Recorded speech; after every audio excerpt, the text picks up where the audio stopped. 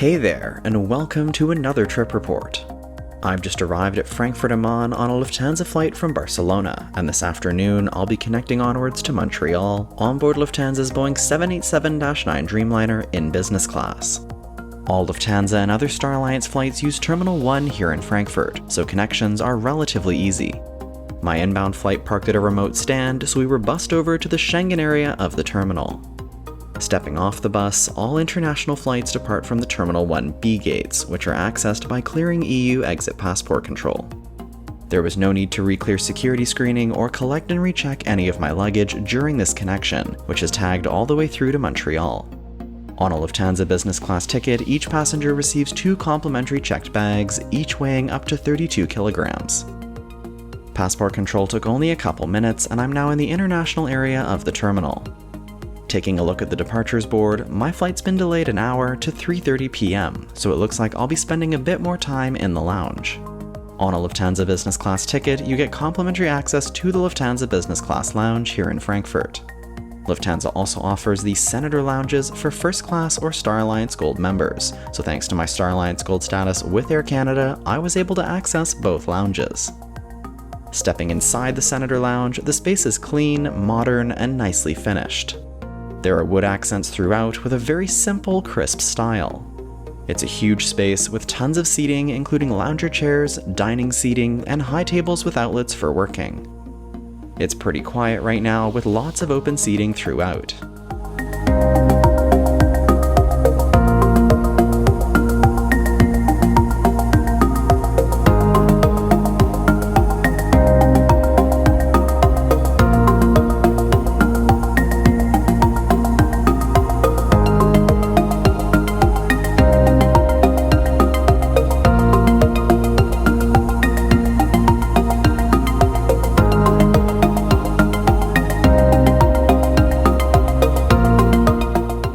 There's a spa within the lounge, though treatments are a surcharge and not included in your visit.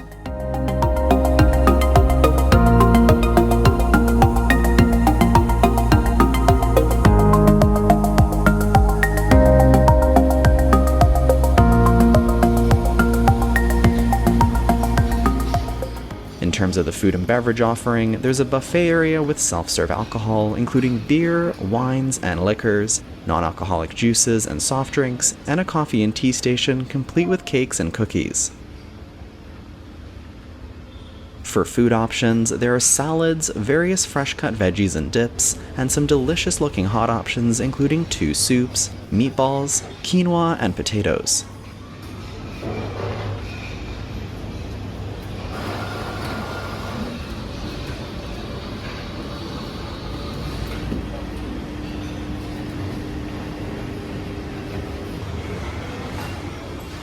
On a separate counter, we have a couple desserts, including an apricot gratin and 2 different cream-based dessert options, as well as pretzels and various other breads.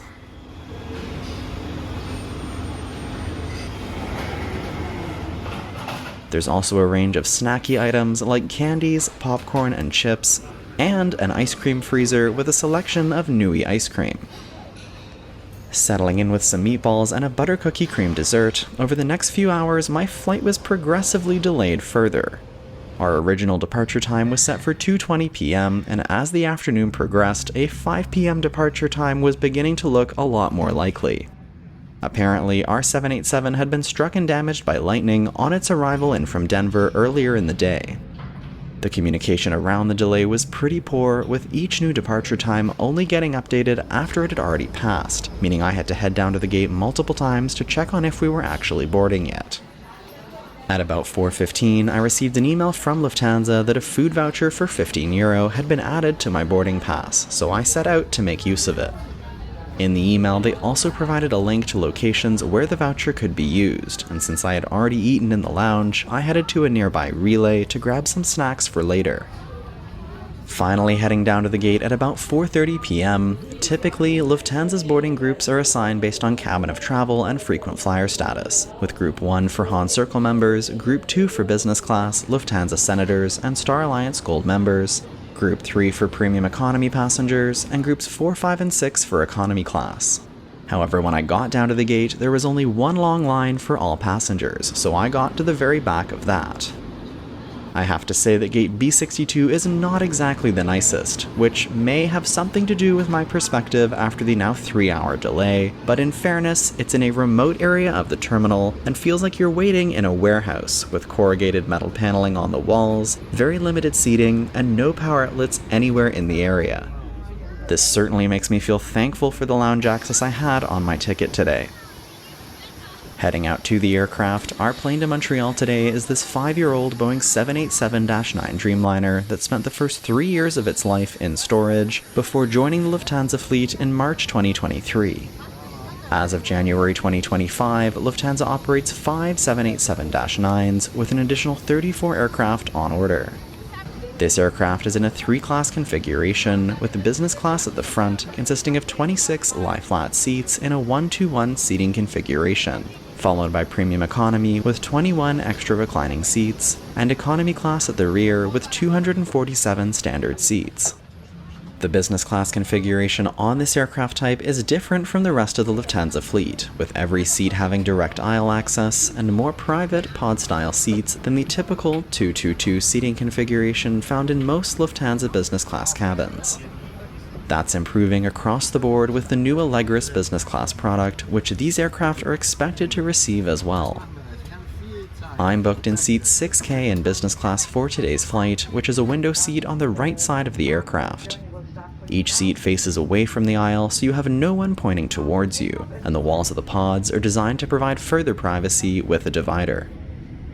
Each pod is equipped with a large touchscreen entertainment system directly in front of it, and below that there's a tray table for the seat which slides out and unfolds for use.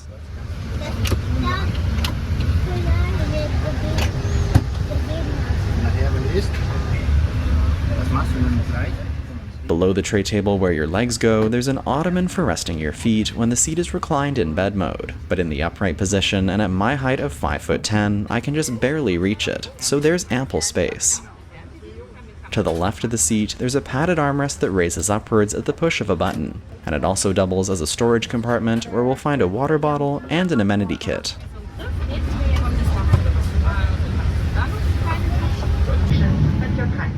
The Porsche design amenity kit is a drawstring bag style and contains socks, covers for the entertainment system headphones, a toothbrush and toothpaste, a mint, and a L'Octane en Provence kit with a couple different creams. To the right of the seat in the footwell, there's an indented storage area, and above that we have a large ledge space against the windows with more storage compartments hidden underneath. In the larger compartment, we have the headphone port for the entertainment system audio, a USB-A charging port, the remote control for the entertainment system which pops out for use, and a universal AC power outlet. The smaller compartment is shallower, and here we find the headphones provided for the entertainment system.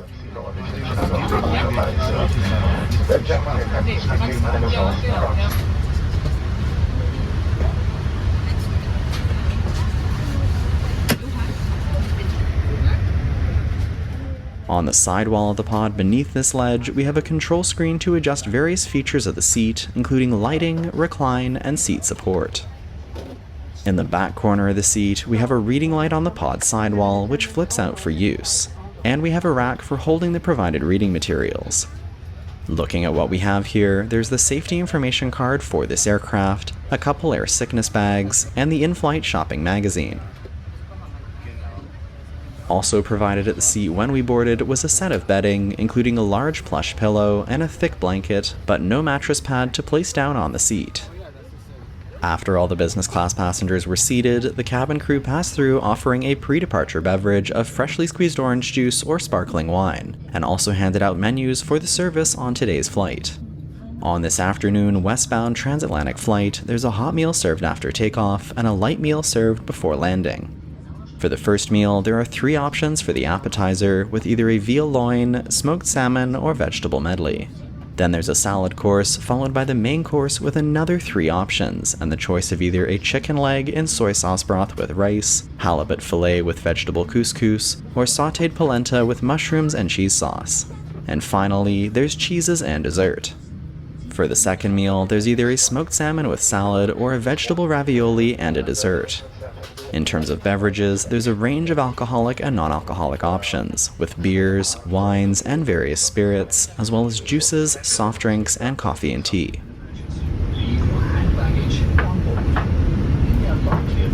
I kindly ask you now to take your seat and fasten seatbelts. I show you a film that familiarizes you with safety.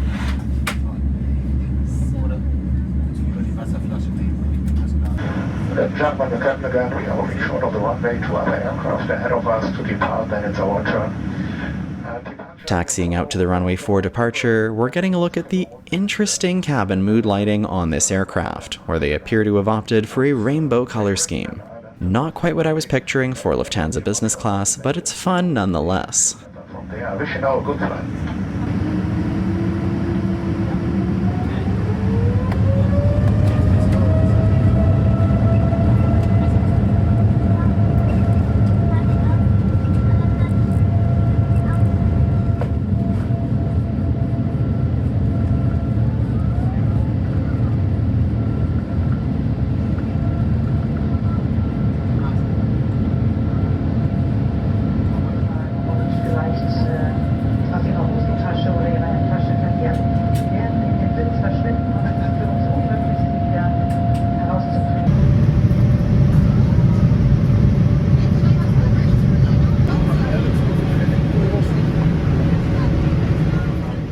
Climbing away from Frankfurt, our flight time to Montreal is 7 hours and 20 minutes.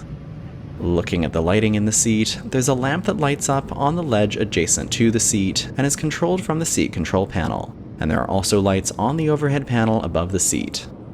One of the neat features of the 787 Dreamliner is the dimmable windows, as opposed to having standard pull-down shades. These dimmers have 5 different levels of light permeation, from fully blackout to no dimming. I was expecting the control for these to be from the seat control panel, but instead you have to reach across the ledge and control it from the buttons under each window. About 20 minutes after takeoff, the crew kicked off the service with cleansing hot towels and then laid tablecloths on everyone's tray table. Drinks and warm nuts were offered next, and I opted for a Campari Orange made with fresh orange juice, which was delicious.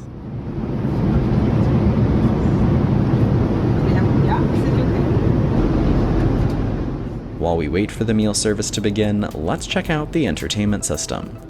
Starting off using the remote, this is essentially a miniature version of the larger screen, allowing you to browse and select content.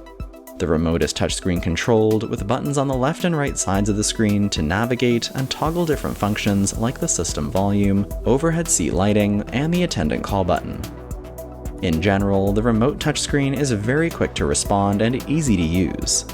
The entertainment screen itself is also a touchscreen and can be controlled that way as well. Getting into the system, in terms of on-demand content, we have movies, TV shows, music, audiobooks, podcasts, games, and kids content, with a good range of things available under each section. Each content type is sorted into different categories, from new releases to dramas to documentaries. There's also a well-being section and a Lufthansa World section where you can watch different videos about Lufthansa and their operations. There doesn't appear to be a search function for the system, which would definitely be useful to find specific titles instead of having to scroll through everything. One of the interesting features of the system is the pairing capability, where if you download the Lufthansa Companion app on your smartphone and pair it to the screen, you can control the entertainment screen through your device. On the bottom bar of the screen, there are folders for content items that you favorited, as well as controls for the screen brightness and system volume, and even the window dimmers at the seat, which makes up for it not being controllable through the seat control panel. There's an in-flight map section of the screen as well, but it doesn't seem to be functional on our flight today.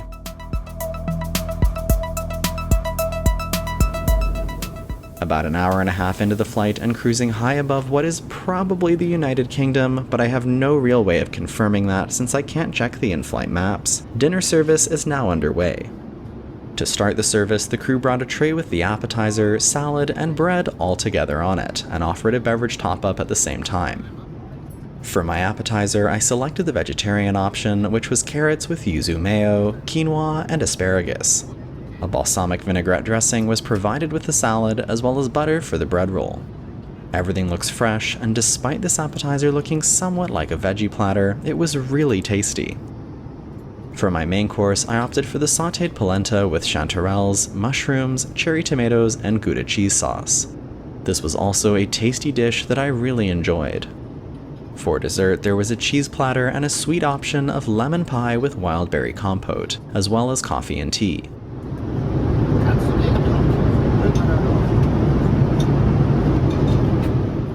After clearing my dessert plate, the crew also offered a chocolate.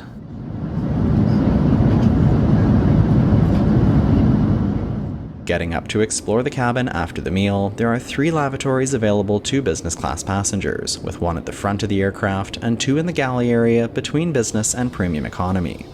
Stepping into one of the lavatories between the cabins, it's very clean and modern, with a full-length mirror on one wall and even a window to outside.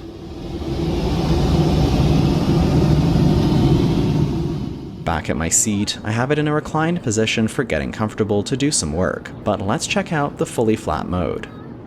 When fully extended, the seat leg rest raises to extend to the ottoman under the entertainment screen, creating one long surface. Similar to the business class seats on Air Canada's Boeing 787s, this style of seat is a bit narrow for sleeping and can be difficult to sleep on your side if that's your preference. There's tons of space to work with a large laptop in these seats, and having the universal AC power outlet means I can keep it charged up the whole time. There's also Wi-Fi available on board, though it wasn't working for the first half of the flight, and once it did finally come online, it was painfully slow to do anything and could barely even load the launch page. Overall, the cabin is very comfortable, the seats very private, and the service so far has been stellar.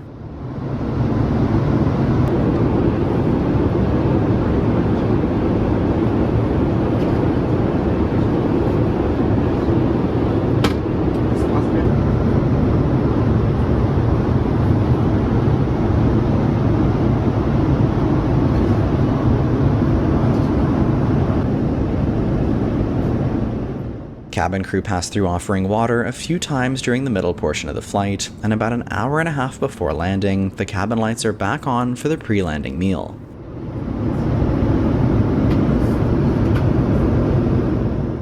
Hot cleansing towels were offered first as the crew laid tablecloths for each seat, and then the meal tray was brought through. For this one, I opted for the vegetable ravioli with rapeseed blossoms and tomato sauce. The tray was served with a bread roll and butter, as well as the dessert, which was a mascarpone creme with raspberry coulis and cranberries. This was another tasty meal, and I especially like that Lufthansa offers a hot second meal on their westbound transatlantic flights, unlike some other airlines. After the meal trays were cleared away, the crew began their pre-landing procedures as we started our descent towards Montreal's Pierre Elliott Trudeau Airport. During descent, the cabin service director came through to each business class passenger and personally thanked them for their business and apologized for the delay, which was a really nice touch. The report shows a temperature of 28 degrees, that's somewhere around the 80s Fahrenheit, and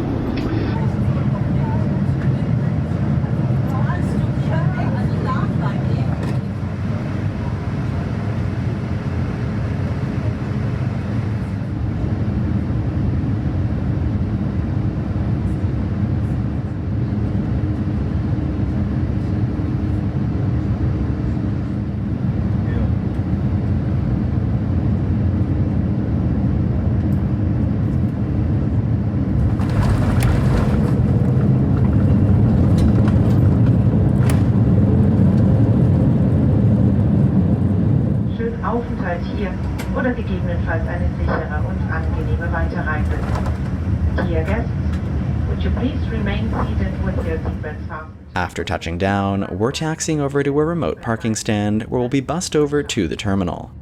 After disembarking, I'll clear Canadian immigration and then head down to baggage claim to collect my luggage.